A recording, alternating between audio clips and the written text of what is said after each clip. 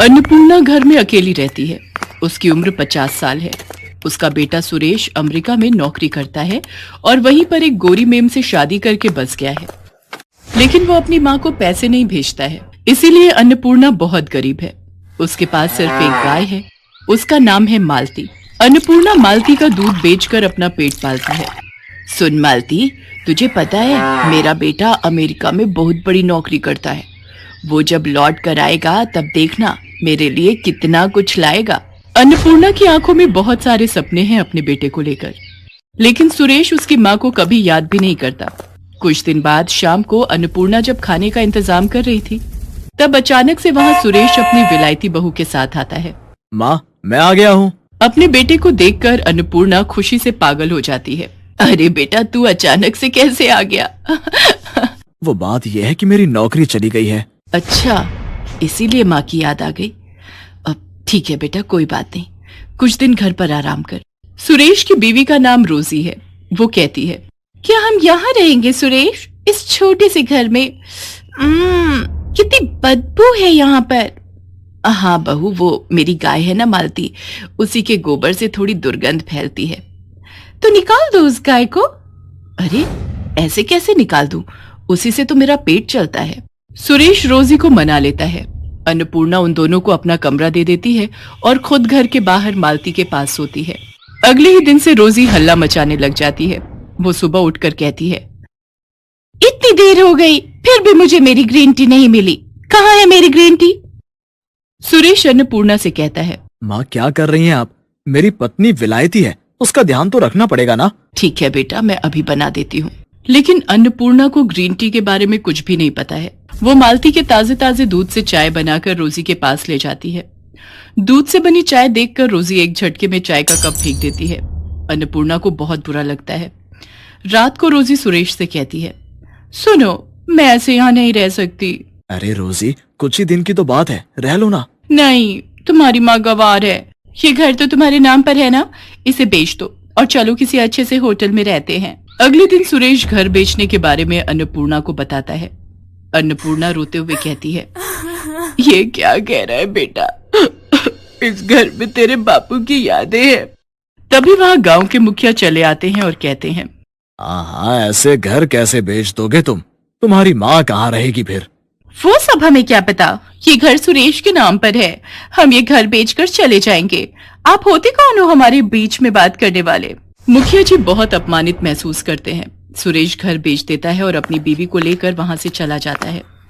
वो दोनों एक महंगे से होटल में रहने लगते हैं और इधर अन्नपूर्णा अपनी प्यारी गाय मालती को लेकर रास्तों पर निकल पड़ती है। वो बहुत उदास है और उसकी आंखों में नमी है। ये क्या हो गया भगवान, अब मैं क्या करूं? मेरे खुद के बेटे ने मेरे साथ धोखा कर दिया।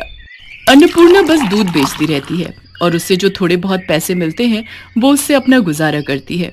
वो रास्ते में रहती है। इसी तरह कुछ दिन बीत जाते हैं। मालती एक दिन किसी के खेत में घुस जाती है और घास खाने लगती है। ये देखकर खेत का मालिक मालती को भगा देता है और अन्नपूर्णा को आकर धमकी देता है, देख बुढ़िया, तेरी गाय अगर मेरे खेत में दोबारा घुसी तो मैं इसे मार डालूंगा। कोई उपाय न देखकर मालती एक चाय की दुकान के पास जाती है। वहां चाय के पत्तों का ढेर पड़ा हुआ था। मालती वही खाने लगती है। वो बहुत सारे चाय के पत्ते खा लेती है। उसके बाद वाले दिन सुबह अन्नपूर्णा जब मालती से दूध निकालने जाती है तब एक चमत्कार हो जाता है। दूध के बदले चाय निकलने लगती है। अन्नपूर्णा चौंक जाती है।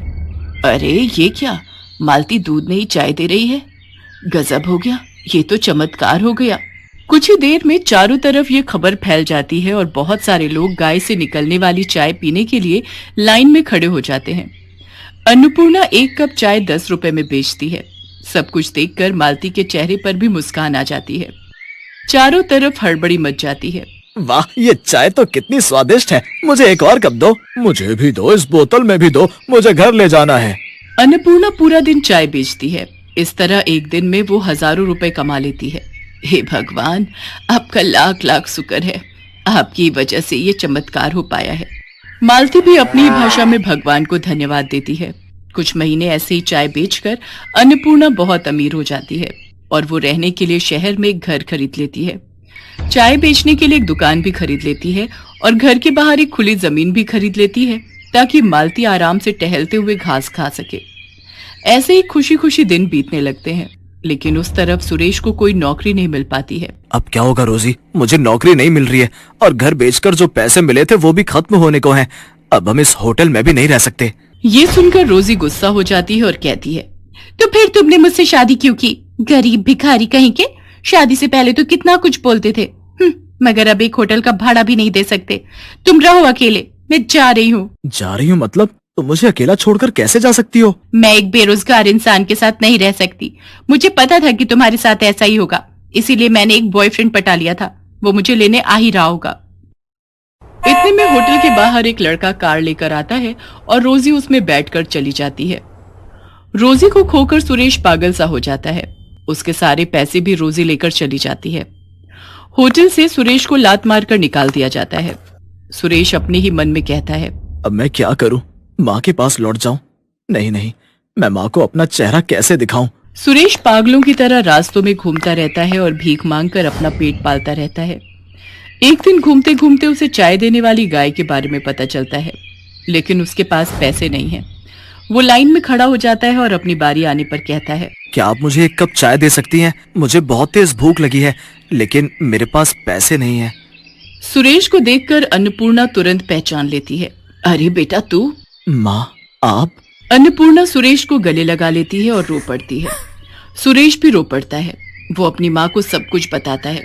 सब कुछ सुनकर अन्नपूर्णा कहती है, कोई बात नहीं बेटा, सब ठीक हो जाएगा, सब कुछ ठीक हो जाएगा, मैं हूं ना। माँ, मैंने आपके साथ बहुत बुरा किया, क्या आप मुझसे गुस्सा नहीं हो?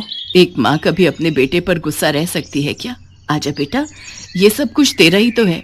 हमेशा याद रखना बेटा, माँ तो माँ ही होती है। माँ जैसा प्यार इस दुनिया में कोई नहीं कर सकता। सुरेश रोते हुए फिर से अपनी माँ को गले लगा लेता है। इसके बाद से सुरेश और अन्नपूर्णा मिलकर चाय बेचने लगते हैं। माँ बेटा मिलकर बहुत खुश रहते हैं। सुरेश को माँ की ममता और प्यार की कीमत पता चल जाती है और मालती खुशी खुशी चाय देकर इस परिवार का हिस्सा बनी रहती है।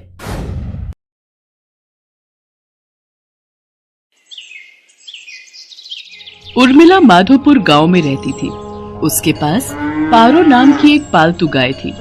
पारो उर्मिला के साथ पिछले कई सालों से है। पति के देहांत के बाद इसी गाय के सहारे उर्मिला ने अपने परिवार को चलाया। उसकी गाय का दूध पूरे गांव में मशहूर था। गांव के सभी लोग उर्मिला से ही दूध लेते थे। उर्मिला का बेटा शहर में पढ़ता था। वहीं उसे पूनम नाम की एक लड़की से प्यार हो गया और उसने अपनी माँ को बिना बताए पूनम से मंदिर में शादी कर ली। आज वो गांव वापस आने वाला था। उर्मिला बहन, 2 किलो कर देना दूध। 1.5 किलो मुझे भी देना। क्या बात है उर्मिला बहन, आज तो तुम बड़ी खुश दिखाई दे रही हो। बात ही खुशी की है सरोज बहन, आज मेरा बेटा गांव वापस आ रहा है। बस जल्दी जल्दी काम निपटा कर उसी के लिए बढ़िया बढ़िया पकवान बनाऊंगी। पता नहीं शहर में उसे क्या खाने को मिलता होगा और क्या नहीं। अच्छा तो ये बात है, चलो बहुत बढ़िया हुआ। कब से बेटे के बिना अकेले रहते रहते तुम उदास हो गई हो। अब वो आ जाएगा तो तुम्हारे साथ काम में भी मदद कर देगा। हाँ वो तो है। अरे आ रही हूँ पारो, तू क्यों आवाज लगा रही है? मैं जानती हूँ तू भी सूरज का नाम सुनकर बहुत खुश हो रही है। रुक, मैं अभी तुझे चारा डालती हूँ, फिर तो सूरज ही तुझे खिलाएगा। उर्मिला की गाय पारो अपनी आवाज में उससे बातें कर रही थी, मानो वो भी सूरज के आने की खुशी मना रही हो। शाम के समय सूरज आ जाता है, पर अपने बेटे के साथ बहू को देखकर उर्मिला को बहुत बुरा लगता है। माँ तुम नाराज मत हो, सब कुछ बहुत जल्दबाजी में हुआ। पूनम के पिताजी की तबीयत ठीक नहीं थी और वो चाहते थे कि हम ये शादी जल्दी से जल्दी कर लें, इसलिए मैं आपको बता ही नहीं पाया, पर अब मैं आपके साथ ही रहूंगा। आप चिंता मत करो। और माँ पूनम बहुत अच्छे स्वभाव की पढ़ी लिखी लड़की है, आप एक दूसरे को आसानी से समझ जाओगे। ठीक है, देखती हूँ वो मुझे कितना समझती है। गांव के रहन सहन और शहर के रहन सहन में बहुत फर्क है बेटा। उर्मिला की तरह पूनम घर के कामकाज नहीं कर पाती थी। उसे तो घर का कोई भी काम करना नहीं आता था। सूरज, तुमने मुझे कहाँ लाकर पटक दिया है? मुझसे ये घर के काम नहीं होते। हमें शहर वापस चलना चाहिए। उस गाय का गोबर साफ करो, उसे चारा डालो, उसे नहलाओ, घर की लीपा पोती करो। ये सब करके तो बदबू के मारे मेरा बुरा हाल हो रहा है। ऊपर से तुम्हारी माँ को माजी माजी का नाटक करते हुए लहसुन प्याज ही काटती रह जाऊंगी। कैसी बातें कर रही हो पूनम? यहाँ पर सारा कामकाज बना हुआ है। मैं तो यहाँ पर बढ़िया सी डेयरी खोलने की सोच रहा हूँ। दूध, घी, पनीर, दही और कुछ खास मिठाइयों की बहुत ही बढ़िया डेयरी खुल जाएगी। हमारी अच्छी खासी कमाई हो जाएगी। शहर में घर का किराया, खर्चा पानी कितना ज्यादा है। वहां पर मुझे काम सेट करने में ही सालों गुजर जाएंगे। और जहां पर मेरा अपना खुद का घर का काम है, हम शहर में क्या करेंगे? तुम्हें पता भी है, हमारी गाय का दूध पूरे गांव में मशहूर है। सोचो हम कितना कमा लेंगे। और फिर हमारे यहां रहने से मां को भी सहारा रहेगा। वो बेचारी अकेले काम नहीं संभाल पाती है। अच्छा, तुम काम करो, मैं थोड़ी देर बाजार होकर आता हूं। कह तो सूरज ठीक ही रहे हैं। शहर में काम करने के लिए पैसों की भी जरूरत होगी। यहाँ पर तो अपना मकान, अपना काम है और फिर हमें तो पैसे कमाने से मतलब है। कुछ सालों में अच्छे पैसे कमा लिए तो बाद में शहर जाकर बस जाएंगे। पर मुझे किसी भी तरह से सासू माँ से अलग होना है ताकि उस गाय पर मेरा कब्जा हो जाए। पता नहीं, माँ जी तो बहुत चालाक है, कितने पैसे अपने अंदर करके बैठी होंगी। पूनम को पता था कि सूरज गांव में ही काम बढ़ाने वाला है, इसलिए वो अलग होने के रास्ते ढूंढने लगी। सूरज, सुबह से काम कर करके मैं थक गई हूँ। मेरे आने के बाद माँ जी ने घर के सारे काम मेरे ही जिम्मे डाल दिए हैं। गाय को नहलाना, धुलाना, गोबर साफ करना, चारा डालना, सारी देखभाल तो मैं करती हूँ। और दूध बेचने के टाइम पर माँ जी गल्ला लेकर तखत पर खुद बैठ जाती हैं। ऐसे थोड़ी होता है। मैं अब और बर्दाश्त नहीं कर सकती। जब मैं इतना काम कर रही हूँ तो फिर मैं अलग ही रहूंगी। मुझे माँ जी के साथ नहीं रहना। और हाँ, उस गाय पर मेरा हक है। मुझे तो बस बंटवारा चाहिए, गाय का बंटवारा। पूनम इतनी जोर जोर से चिल्लाकर ये बात कह रही थी कि उसकी बात उर्मिला के साथ साथ पड़ोसियों ने भी सुन ली और सब वहाँ आ गए। बहू, बंटवारा? वो भी मेरी पारो का? मेरे जीते जी ऐसा कभी नहीं होगा। और तुम जानती ही क्या हो पारो के बारे में? उसे मैंने बहुत प्यार से पाला है, उसकी देखभाल की है। तुम मेरी पारो को एक दिन भी रख कर तो दिखाओ, वो तुम्हारे साथ एक दिन भी नहीं रहेगी। हाँ हाँ, इस गाय की देखभाल मैं कर लूंगी, आप उसकी चिंता मत करो। पर एक शर्त है, आप बीच में दखलंदाजी नहीं करोगी। मैं जैसी मर्जी गाय की देखभाल करूं, आप उससे दूर रहोगी। सूरज, अगर आज बंटवारा नहीं हुआ तो मैं तुम्हें छोड़कर शहर चली जाऊंगी। माँ, अगर पूनम चाहती है तो आप उसे गाय दे क्यों नहीं देती? उसे एक बार कोशिश करने तो दो। कहीं ऐसा ना हो आप दोनों के झगड़े में मेरी शादीशुदा जिंदगी खराब हो जाए। सूरज बेटा, एक माँ कभी नहीं चाहती कि उसके बच्चों का घर खराब हो। अगर बहू की यही इच्छा है तो आज से मैं अपनी पारो बहू के हवाले करती हूँ। उर्मिला बहन, इतने सालों से हम देख रहे हैं पारो को तुमने बहुत लाड प्यार से पाला है। कहीं ऐसा ना हो बंटवारे के चक्कर में एक निर्दोष जानवर परेशान हो जाए। सब गांव वाले भी क्या समझाते। पूनम तो बंटवारे की जिद पर अड़ गई थी और ऐसा ही हुआ। गाय अब पूरी तरह से पूनम के हवाले थी। सूरज गांव में डेयरी खोलने की व्यवस्था के काम से शहर चला जाता है। पूनम तो आलसी थी, उसने गाय के प्रति लापरवाही दिखाना शुरू कर दिया। वो सुबह उठकर ना तो गाय का गोबर साफ करती थी, न उसे नहलाती धुलाती थी और न ही उसे समय पर चारा देती थी। इसी कारण गाय के आसपास बदबू फैलने लगी और मक्खियां, मच्छर, कीड़े मकोड़े आने लगे। गाय को समय पर चारा नहीं मिलता था, वो कमजोर हो गई। पूनम सारा दिन सोती रहती और खाती पीती रहती। गाय ने दूध देना भी बंद कर दिया। एक दिन गाय बेहोश होकर जमीन पर गिर गई। ये देखकर पूनम घबरा गई। सूरज उसी समय शहर से आया और वो भी घबरा गया। उसने उर्मिला को आवाज लगाई। उर्मिला दौड़ती हुई अपनी पारो के पास आई और बिलख बिलख कर रोने लगती है। पारो, पारो उठ, देख देख, मैं तुझे आवाज लगा रही हूँ। पूनम, पारो की देखभाल की जिम्मेदारी तुमने ली थी ना, फिर उसका ये हाल कैसे हो गया? मुझे माफ कर दो सूरज, गलती मेरी ही है। मेरे कारण पारो आज इस हालत में है। मैं सचमुच माँ जी की तरह पारो की देखभाल नहीं कर सकी। माँ जी, मुझे माफ कर दीजिए। उर्मिला दौड़कर चारे के पास जाती है और चारे को उठाकर पारो के आगे रखती है। पारो को उर्मिला के स्पर्श का एहसास होता है, वो थोड़ा सा हिलती है। ये देखकर सब खुश हो जाते हैं। उर्मिला अपने हाथों से पारो को चारा खिलाती है। पारो खुशी खुशी ढेर सारा चारा खा लेती है, मानो वो कब से उर्मिला के हाथों से ही चारा खाना चाह रही थी। पूनम को अपनी गलती का एहसास हो जाता है और वो उर्मिला से माफी मांगती है। कुछ दिनों में पारो फिर से ठीक हो जाती है। अब सूरज ने भी गांव में एक बड़ी डेयरी खोल ली थी।